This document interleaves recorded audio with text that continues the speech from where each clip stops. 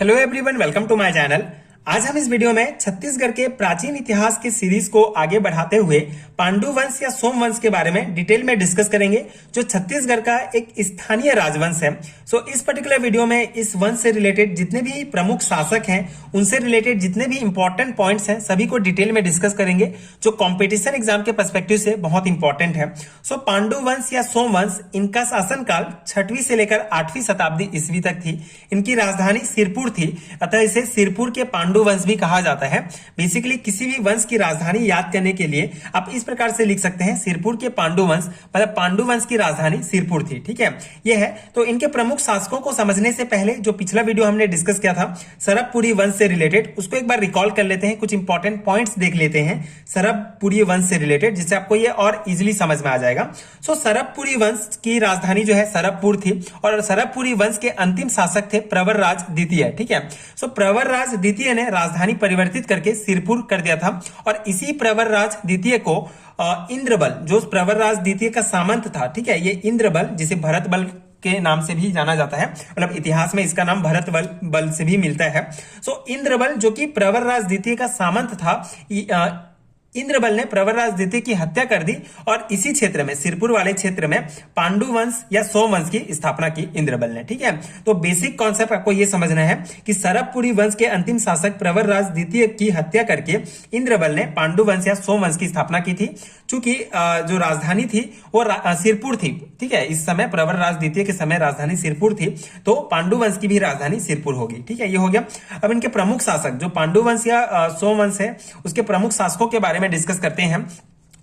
इंद्रबल ने पांडु वंश की स्थापना की थी, वास्तविक संस्थापक इन्हें कहा जाता है, लेकिन ये स्वयं गद्दी पर नहीं बैठे थे, अपने पिता उदयन को जो है इन्होंने गद्दी पर बिठाया था। इसीलिए कालांजर शिलालेख में आदि पुरुष के नाम से, मतलब पांडु वंश के आदि पुरुष जो है उदयन को माना जाता है। ठीक है, तो इतना कॉन्सेप्ट आपको ध्यान रखना है कि इंद्रबल जो है पांडु वंश की वास्तविक संस्थापक है इंद्रबल। ठीक है, लेकिन वे खुद जो है गद्दी पर नहीं बैठे थे, बल्कि अपने पिता उदयन को उन्होंने बिठाया था, इसलिए उदयन को आदि पुरुष कहा जाता है पांडु वंश का। इतना हो गया। उसके बाद इंद्रबल के जो है 4 पुत्र थे। अब इंद्रबल से रिलेटेड कुछ पॉइंट देख लीजिए कि इंद्रपुर नगर की स्थापना जो है इंद्रबल ने किया था, जो कि वर्तमान खरोद वाला क्षेत्र है। विवाह जो है कौशल की राजकुमारी लोक प्रकाशा, ठीक है, जो सरबपुरी वंश की ही थी, उनसे जो है इनका विवाह हुआ था। इंद्रबल के 4 पुत्र थे, नन्नराज प्रथम, ईशान देव, सुरबल, भवदेव, जिन्हें रण केसरी नाम से भी जाना जाता है। ये 4 पुत्र थे।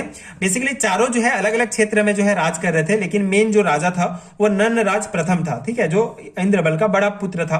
तो नन्नराज प्रथम, ईशान देव ने लक्ष्मणेश्वर मंदिर जो खरोद में स्थित है, इसकी जो है स्थापना की थी, ये आपको ध्यान रखना है। नन्नराज प्रथम के जो है 2 पुत्र थे, महाशिव, तीवरदेव, चंद्रगुप्त। ठीक है, ये चंद्रगुप्त अलग इस वंश के चंद्रगुप्त हैं, ठीक है, गुप्त वंश के नहीं है, तो ये आपको ध्यान रखना है।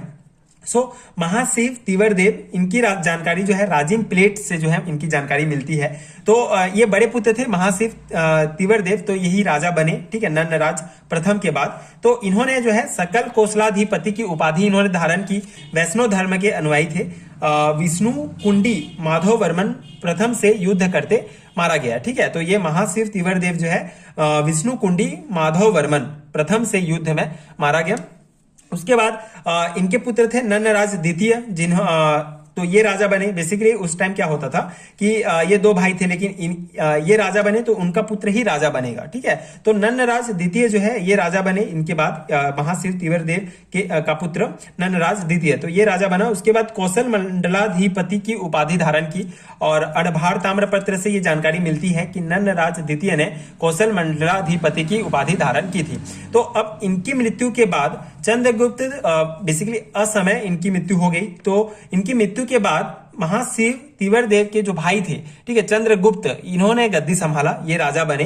चूंकि इस टाइम तक ये बूढ़े हो चुके थे, तो ये ज्यादा टाइम तक राजा नहीं रहे, बल्कि 5 वर्ष तक ही इन्होंने जो है राज संभाला। सिरपुर अभिलेख से ये जानकारी प्राप्त होती है। इसके बाद चंद्रगुप्त के पुत्र थे हर्षगुप्त। हर्षगुप्त के बाद महाशिव गुप्त बालार्जुन, ठीक है, इनके पुत्र थे। तो हर्षगुप्त से रिलेटेड कुछ इंपॉर्टेंट पॉइंट्स आपको ध्यान रखने हैं। मौखरी राजा सूर्यवर्मन की पुत्री वासटा देवी से विवाह जो है इन्होंने किया था। हर्षगुप्त ने मौखरी राजा सूर्यवर्मन की पुत्री वासटा देवी से विवाह किया, और यही वासटा देवी सिरपुर में लक्ष्मण जो विष्णु मंदिर है उसका निर्माण जो है ईंटों से जो जिसका निर्माण किया वासटा देवी ने। ठीक है, हर्षगुप्त हर्षगुप्त की पत्नी वाष्टा देवी, ठीक है, जो कि सूर्यवर्मन की पुत्री थी। इन्होंने लक्ष्मण मंदिर जो कि सिरपुर में स्थित है इसकी निर्माण करवाया था। यह लाल ईंटों से निर्मित है, ठीक है। तो इतना पॉइंट आपको ध्यान रखना है हर्षगुप्त से रिलेटेड। अब हर्षगुप्त के पुत्र महाशिवगुप्त बाला अर्जुन, इससे रिलेटेड जो है क्वेश्चंस काफी पूछे जाते हैं, क्योंकि छत्तीसगढ़ का जो शासन काल था, ठीक है, छत्तीसगढ़ के इतिहास का स्वर्ण काल कहा जाता है महाशिवगुप्त बाला अर्जुन के जो शासन काल है उसको, ठीक है। तो महाशिवगुप्त बाला अर्जुन, इनका जो शासन काल था 595 ईस्वी से 655 ईस्वी तक था, ये आपको ध्यान रखना है, ठीक है। 595 से 655 ईस्वी तक। बचपन में धनुष विद्या में निपुण होने के कारण इनका नाम बाला अर्जुन पड़ा। शैव धर्म के अनुयायी थे। अभी तक जितने भी शासक थे उनका धर्म वैष्णव धर्म को मानते थे, लेकिन महाशिवगुप्त बाला अर्जुन ने शैव धर्म को जो है ये शैव धर्म के अनुयायी थे। मतलब ऐसा नहीं है कि शैव धर्म को ही मानते थे, ये सभी धर्म को समानता से देखते थे, लेकिन शैव धर्म के अनुयायी थे, ठीक है। और इन्होंने परम महेश्वर की उपाधि धारण की थी। चीनी यात्री ह्वेंगसॉन्ग के यात्रा वृतांत सीयूकी में इनका वर्णन 639 ईस्वी में सिरपुर व मल्हार यात्रा जो है चीनी यात्री ने की थी, 639 में की थी, और उसी समय इनका शासन काल ये चल रहा था सिरपुर में, ठीक है। तो ह्वेंगसॉन्ग ने छत्तीसगढ़ को किया सलो के नाम से वर्णित किया, ठीक है। तो ये बहुत इंपॉर्टेंट पॉइंट है कि चीनी यात्री ह्वेंगसेन सिरपुर की यात्रा कब की थी, 639 ईस्वी में। उस समय महाशिवगुप्त बाला अर्जुन का शासन चल रहा था, ठीक है, इस क्षेत्र में। तो इस क्षेत्र के बारे में काफी तारीफ जो है इन्होंने अपने वृतांत में किया है, ठीक है, अपने वृतांत में लिखा है, और छत्तीसगढ़ वाले क्षेत्र को किया सलो के नाम से वर्णित किया है, ठीक है। तो इतना पॉइंट आपको समझ में आ गया होगा। इसके बाद समकालीन शासक, इससे रिलेटेड जो समकालीन थे, ठीक है, इसी महाशिवगुप्त बाला अर्जुन के समय जो शासक थे उनके बारे में भी पूछ लिया जाता है, तो ये आपको ध्यान रखना है। कन्नौज के हर्षवर्धन एवं वातापी शासक पुलकेशिन द्वितीय, ठीक है, इनके समकालीन थे। एहोल प्रस्तुति के अनुसार महाशिवगुप्त ने पुलकेशिन द्वितीय की अधीनता स्वीकार की थी, ठीक है। तो पुलकेशिन द्वितीय की अधीनता जो है महाशिवगुप्त ने स्वीकार की थी, लेकिन फिर भी वे अधीनता स्वीकार करके शासन कर रहे थे।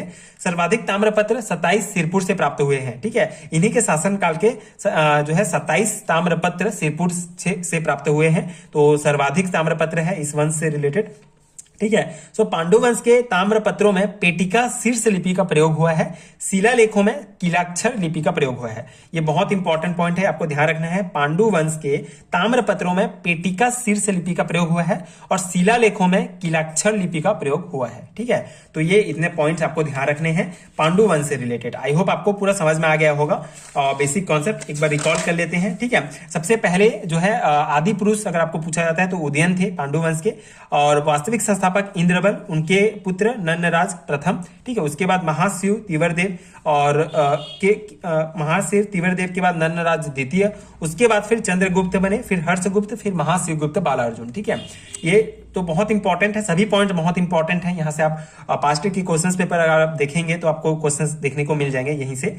एंड अगर आपको कंप्लीट हैंडरिटन नोट चाहिए पीडीएफ फॉर्म में तो नीचे आपको डिस्क्रिप्शन बॉक्स में लिंक मिल जाएगा, वहां से भी आप चेकआउट कर सकते हैं एंड पीडीएफ डाउनलोड कर सकते हैं, जो डेफिनेटली आपके एग्जाम प्रिपरेशन के लिए बहुत हेल्पफुल होगा। उसमें छत्तीसगढ़ के प्राचीन, आधुनिक, मध्यकालीन सभी जो टॉपिक हैं सभी आपको मिल जाएंगे एक पीडीएफ में, तो आप ले सकते हैं। इसके अलावा अगर आपको छत्तीसगढ़ के प्राचीन इतिहास का कंप्लीट वीडियोस देखना है, सीरीज में देखना है, तो नीचे आपको प्ले लिस्ट का भी लिंक मिल जाएगा, आप उसको भी चेक कर सकते हैं एंड वीडियोस देख सकते हैं, जिससे आपको और अच्छे से समझ में आ जाएगा कि वंश के बाद कौन सा वंश आया, ठीक है। तो काफी हेल्पफुल हो जाएगा आपके लिए। तो आप वीडियो चेक कर सकते हैं, नोट्स भी ले सकते हैं। एंड अगर वीडियो हेल्पफुल है तो आगे की वीडियोस देखने के लिए प्लीज चैनल के साथ जुड़े रहिए, प्लीज सपोर्ट कीजिए, like and subscribe to my channel and thank you so much for watching.